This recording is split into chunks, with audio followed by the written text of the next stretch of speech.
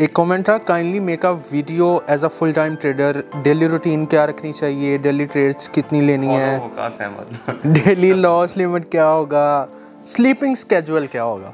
Sleeping schedule, that's a good question. Like 5-6 साल से मेरा स्लीपिंग स्केड्यूल था सुबह 5-6 बजे सोना और शाम को उठना, तो ये बहुत अच्छा रहा। लेकिन इसको मैंने चेंज किया, तो मैं ये रिकमेंड करूँगा कि आप 10 बजे से 4 बजे तक लाजमी सोया करें। लाइक उस टाइम पे आपकी जो नींद होती है ना, वो बड़ी परफेक्ट होती है, बॉडी बहुत अच्छे से रिलैक्स होती है, और वो डॉट्स का भी सीन होता है। लाइक अगर वो डॉट्स के आप सीन में जाओ तो 10 से 4 आपको, हमारी बॉडी को आई थिंक सो कोई 9 डॉट्स चाहिए होते हैं अपनी नींद पूरी करने के लिए।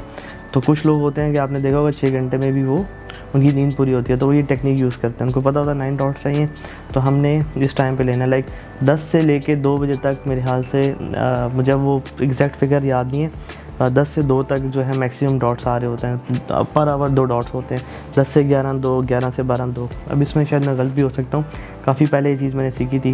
तो ये है कि 10 से 4 लाजमी सोएं। अगर 10 से 4 नहीं सो सकते तो एटलीस्ट 11 से 4 सोने की कोशिश करें एटलीस्ट, और सुबह 6-7 बजे तक उठ जाना चाहिए मैक्सिमम भी। सुबह की फजर के टाइम उठें और उसके बाद सो जाएं, दोबारा से उठ जाएं।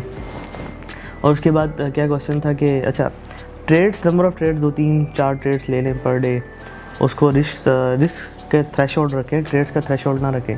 रिस्क लें 2 से 3% पर ट्रेड, और कोशिश करेंगे इससे ऊपर 2 से 3% पर डे, ठीक है, उसके कोशिश करेंगे इससे ऊपर आप ना चाहें।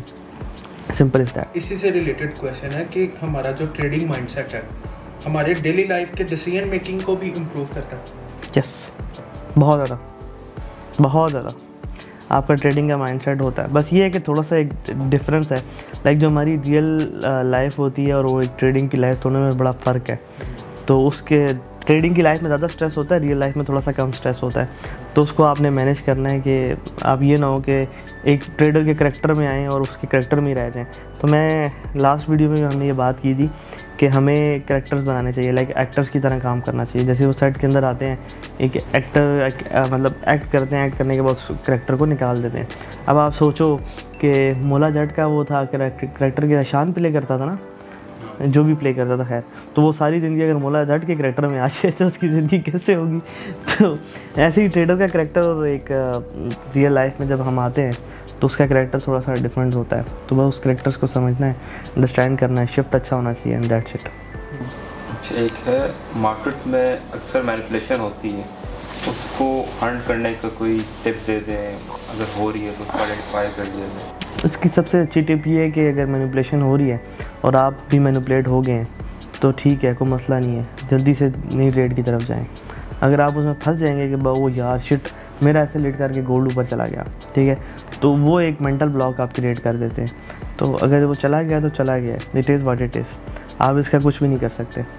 तो अंडरस्टैंड करना चाहिए रियलिटी को, और फिर उसके बाद आगे मूव ऑन करना चाहिए। लाइक मैनिपुलेशन को कंट्रोल करने का कोई तरीका है ही नहीं, होती रहेगी, होती है, और आगे भी ऐसा होता रहेगा। तो हंट तो हम होंगे, तो अच्छे तरीके से बस हंट हो जाएं। तो वो कहते हैं ना कि ज़िंदगी में फ़ेल तो हर कोई होता है, तो गुड फेलियर और बैड फेलियर में फ़र्क होता है। ऐसे ही हंट हो गए तो कोई मसला नहीं है, नेक्स्ट स्टेज पे मूव ऑन करें। जियो बैड भी हर स्ट्रेटजी चलती है, ये बात सही है या गलत है? हर स्ट्रेटजी चलती है। अक्सर लोग कहते हैं कि हर स्ट्रेटजी चल रही होती है। मैं भी बिलीव इसी पे करता हूँ। एक्चुअल में माइंडसेट की बात है, तकरीबन सारा चार्ट रीडिंग की बात है। जितना चार्ट आप देखते रहोगे उतने पैटर्न्स आपके जहन में आ जाते हैं, और जितने पैटर्न्स आते हैं उतने अच्छे आप ट्रेडर बन जाते हो। मैं हमेशा से ये बात करता आ रहा हूँ। लेकिन स्ट्रेटजीज़ के अंदर इतना नहीं आपको डूबना चाहिए, बल्कि चार्ट्स के पैटर्न को देखना चाहिए। अक्सर ये होता है, जैसे एग्जांपल के तौर पे लो वॉल्यूम इनगल्फिंग है, मैंने एक वीडियो भी बनाई थी, लो वॉल्यूम इनगल्फिंग काम नहीं करती। उसको बड़े गलत तरीके से मेरे स्टूडेंट से भी लिया। ये नहीं कि लो वॉल्यूम इनगल्फिंग काम नहीं करती, मैं कहता हूँ चार्ट पैटर्न जो है ना, ये तो वो चार्ट पैटर्न होता है डब्ल्यू और ये वो वाले पैटर्न नहीं, कि चार्ट्स को आप जब देख के ना एक जहन में आपकी एक इमेज बैठ जाती है कि लास्ट टाइम ऐसा हुआ था तो ऐसा हुआ था, ये था तो ऐसे था, मार्केट ऐसे स्ट्रेट ऊपर जाती है एक सर्टेन कंडीशन के साथ तो ये होता है, तो लास्ट टाइम ये हुआ था, शायद इस दफ़ा भी ये हो सकता है। तो उसी स्टेट में आप सोच रहे हैं कि मार्केट अब सेल आ सकती है, कंडीशन आपने दे दी और उधर लो वाले में इंगल्फिंग आ जाती है तो बहुत अच्छे से प्ले करती है। तो बेसिकली ये है कि स्ट्रैटेजी मैं किसी को नहीं मानता, और मैं ये कहता हूँ कि हर स्ट्रैटेजी काम करती है। स्ट्रैटेजी इसलिए मैं किसी को नहीं मानता कि आप जब उसके विन रेट के अंदर जाएंगे तो आपको कम मिलेगा, क्योंकि मार्केट प्रोबेबिलिटी बेस्ड है और प्रोबेबिलिटी हर स्ट्रैटेजी को काउंटर कर देती है। एक चीज़ को मार्केट काउंटर नहीं कर सकती है, and that is the patterns. क्योंकि देखो बड़ी डीप बात है कि आप एक कंप्यूटर बनाते हो, आप अगलों के ऐसा एक कंप्यूटर बनाते हो जो प्रोबेबिलिटी बेस्ड होता है कि किसी भी स्ट्रैटेजी को उसने चलने नहीं देना। तो आप स्ट्रैटेजी को काउंटर कर रहे हो लेकिन पैटर्न्स को काउंटर नहीं कर सकते। लाइक प्रोबेबिलिटी की जब गेम प्ले होगी तो चार्ट के अंदर एक पैटर्न बिल्ड होंगे, उन पैटर्न से ही बेसिकली स्ट्रैटेजी को फेल किया जाएगा। तो अगर जब आप चार्ट्स बार बार देखते रहते हो तो वो पैटर्न आपके दिमाग में बैठ जाते हैं, फिर आप क्या करते हो कि वो काफ़ी लूजिंग ट्रेड्स अपनी स्ट्रैटेजी के अंदर से निकाल देते हो, दैट बिकम्स अनदर स्ट्रैटेजी। सो वो सबसे काम की चीज़ होती है, विद एक्सपीरियंस आती है। तो मैं कहता हूँ कोई भी दुनिया की स्ट्रैटेजी उठाएं तो उसके ऊपर प्रैक्टिस करें, साल 2 साल, आपके पास अच्छा विन रेट आ जाएगा। एक कमेंट है कि कंसिस्टेंसी डेवलप करने का रियल फार्मूला क्या है? मोटिवेशन, रूटीन या फिर आपका माइंडसेट? नथिंग, एफर्ट, सिर्फ एफर्ट। लाइक एग्जांपल के तौर पे कंसिस्टेंसी क्या होती है कि हमने डेली उठ के ऑफिस में आना है।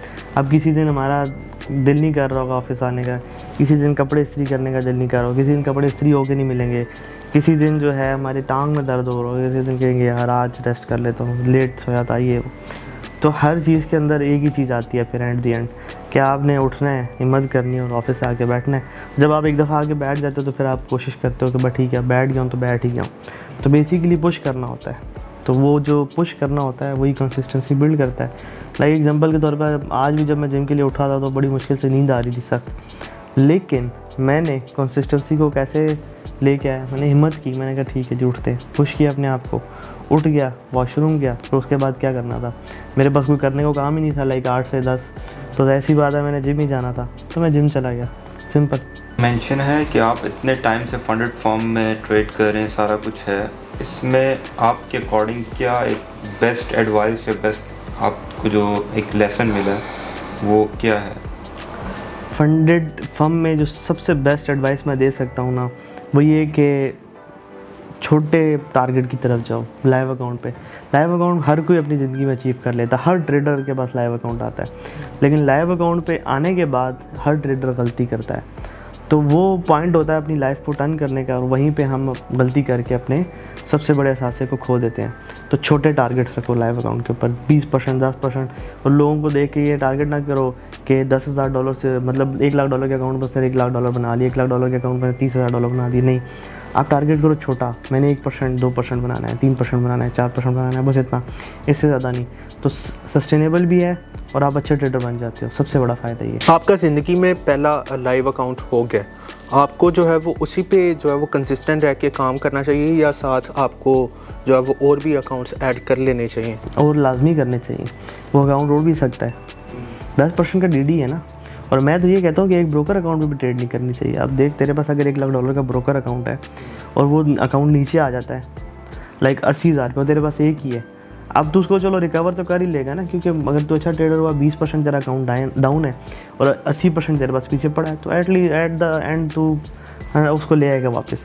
लेकिन जितने टाइम में लेके आएगा उस टाइम में तू कुछ कमा नहीं रहा होगा, तो इसलिए तेरे पास बैकअप में कुछ 4-5 ब्रोकर अकाउंट होने चाहिए, ताकि इनमें ना बने उनसे कम से कम कुछ खर्चा पानी आता रहे ना, मजदूरी से दूरी निकालता रहे तो अपनी ट्रेडिंग से।